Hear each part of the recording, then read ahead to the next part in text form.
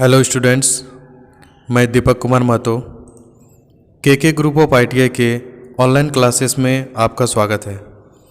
आज के क्लास में मैं आपको कुछ ऑब्जेक्टिव क्वेश्चन के बारे में बताऊंगा। ये ऑब्जेक्टिव क्वेश्चन आपके आने वाले एग्ज़ाम के लिए काफ़ी इम्पोर्टेंट है। इसके अलावा फ्यूचर में अदर कंपटीशन एग्ज़ाम में भी ये क्वेश्चन आपको काफ़ी मदद करेंगे। आज का क्वेश्चन ट्रेड फीटर से है और ये क्वेश्चन ट्रेड फीटर के ट्रेड थ्योरी के होंगे और ये क्वेश्चन सेशन 19-21 यानी कि अभी जो फर्स्ट ईयर में है उनके लिए काफ़ी इम्पोर्टेंट है। तो बिना किसी देरी के चलिए चलते हैं क्वेश्चन की तरफ। सबसे पहला क्वेश्चन है, कौन सा कैलिपर आयामों का फाइन एडजस्टमेंट प्रदान करता है? कैलिपर जॉइंट के अनुसार दो तरह के पाए जाते हैं। पहला फर्म जॉइंट, जिसे रिवेट जॉइंट भी कहा जाता है, और दूसरा स्प्रिंग जॉइंट कैलिपर।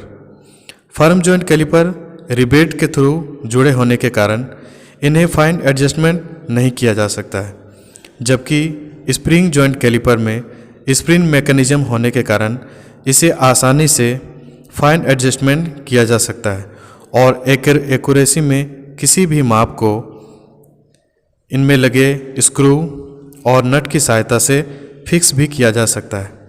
अतः इस प्रश्न का उत्तर होगा option D, spring joint caliper. चलिए नेक्स्ट क्वेश्चन की तरफ चलते हैं। नेक्स्ट क्वेश्चन है, बड़े क्रॉस सेक्शन एरिया को काटने के लिए किस मेटल कटिंग सॉ का उपयोग किया जाता है? बड़े क्रॉस सेक्शन एरिया कहने का मतलब है कि वैसा मेटल जिनके डायमीटर अधिक होते हैं, यानी कि उनके जो क्रॉस सेक्शन होते हैं वो बड़े होते हैं, वैसे मेटल की कटिंग के लिए सर्कुलर सॉ का उपयोग किया जाता है। यहाँ पे देखिए इमेज में भी दिखाया गया है कि सर्कुलर सॉ के द्वारा बड़े साइज के यानी बड़े क्रॉस सेक्शन एरिया वाले मेटल को भी आसानी से काटा जा सकता है। इस क्वेश्चन का आंसर होगा option C. Next question, marking table को कास्ट आयरन से क्यों बनाया जाता है? सबसे पहले मार्किंग टेबल का एक इमेज लेते हैं। ये मार्किंग टेबल है। मार्किंग टेबल को क्लोज ग्रेन कास्ट आयरन से बनाया जाता है। कास्ट आयरन के कण की जो संरचना है वो क्रिस्टलाइन होती है और इनका गुण होता है कि ये सेल्फ ल्यूब्रिकेटिंग करते हैं। अतः इस प्रश्न का उत्तर होगा ऑप्शन ए, सेल्फ ल्यूब्रिकेटिंग। अगले क्वेश्चन में चलते हैं। इस गेज का नाम क्या है? इस इमेज में एक गेज दिखाया गया है। इस गेज को बेवेल गेज कहा जाता है। बेवेल का मतलब होता है टेपर, यानी कि इस गेज का प्रयोग टेपर सतह की जांच करने के लिए और टेपर यानी कि किसी एंगल में भी अगर मार्किंग करनी हो तो इस गेज का प्रयोग किया जाता है।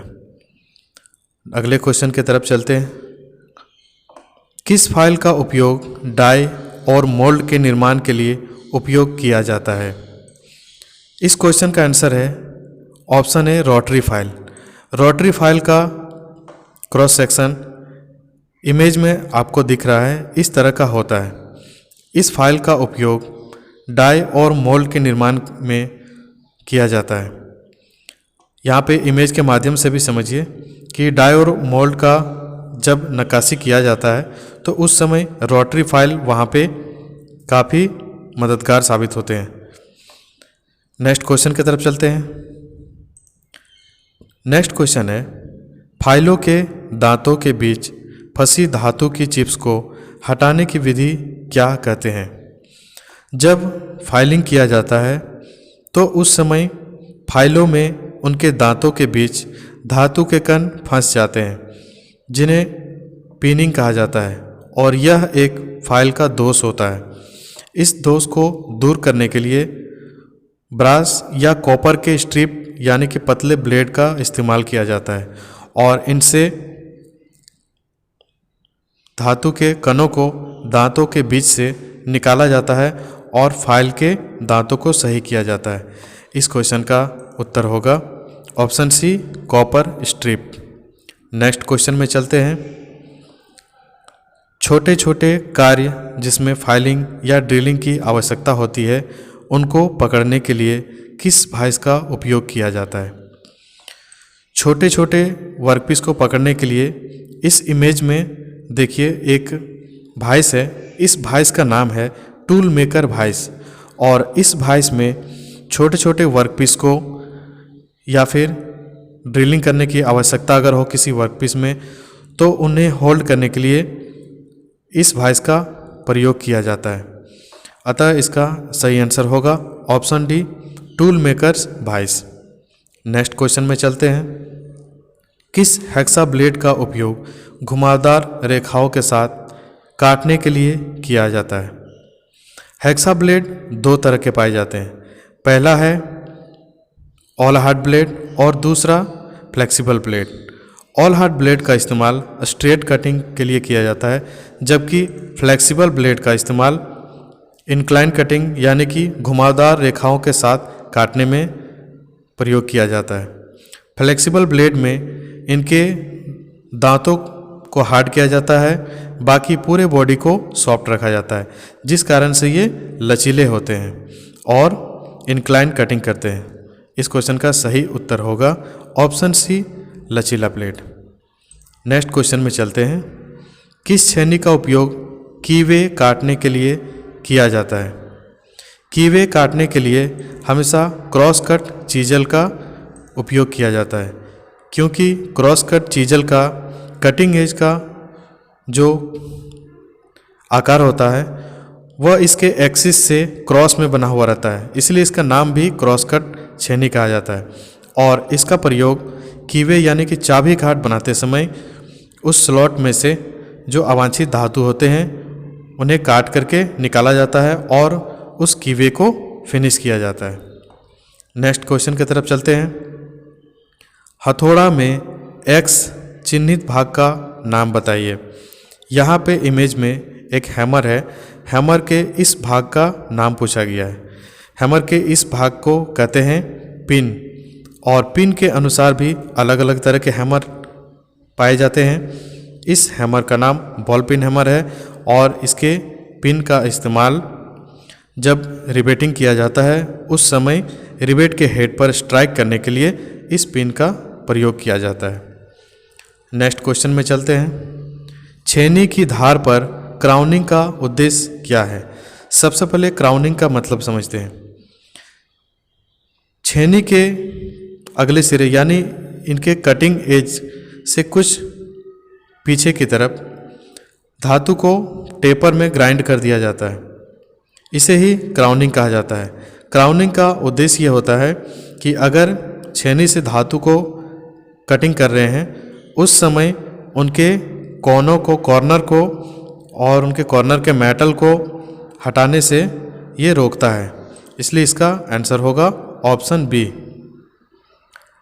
नेक्स्ट क्वेश्चन में चलते हैं।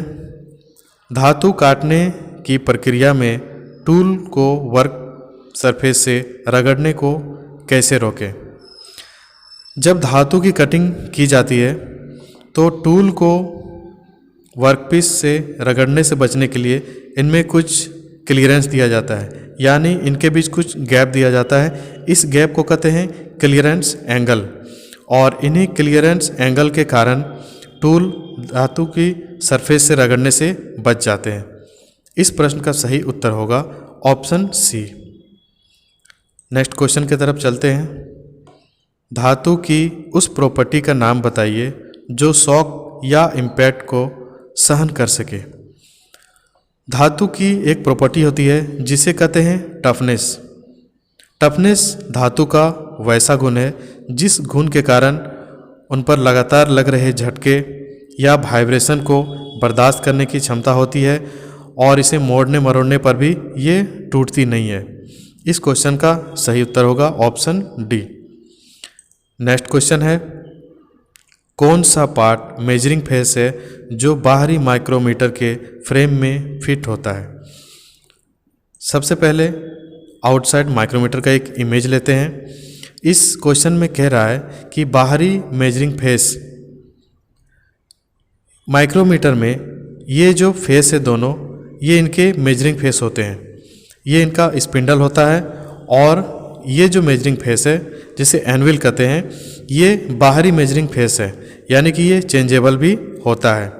अतः इस क्वेश्चन का आंसर होगा option A, anvil.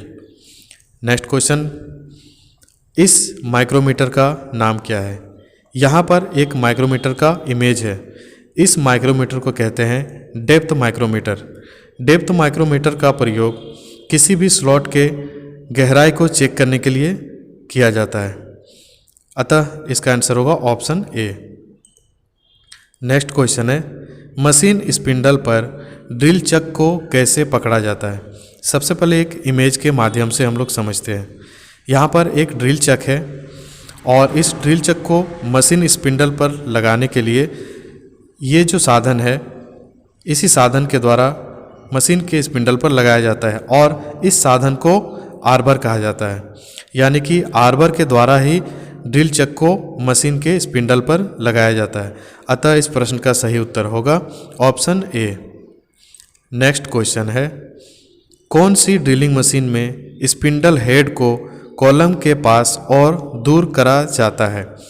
Drilling machine कई प्रकार के आते हैं, उनमें से एक ड्रिलिंग मशीन जिसका नाम रेडियल ड्रिलिंग मशीन है। इस इमेज में रेडियल ड्रिलिंग मशीन दिखाया गया है। इस ड्रिलिंग मशीन में इनके जो स्पिंडल हेड होते हैं वो इसके कॉलम में किसी भी स्थान पर पास या दूर में आसानी से एडजस्ट किया जाता है और एडजस्ट करने के लिए इसमें एक मोटर लगा हुआ रहता है। इस मोटर के लीवर को दबाने से इसके कॉलम पर किसी भी जगह पर हम लोग अपने आवश्यकता अनुसार स्पिंडल हेड को सेट कर सकते हैं। अतः इसका सही उत्तर होगा option C, radial drilling machine. Next question है, किस स्क्रू थ्रेड में क्रेस्ट और रूट को राउंड किया जाता है?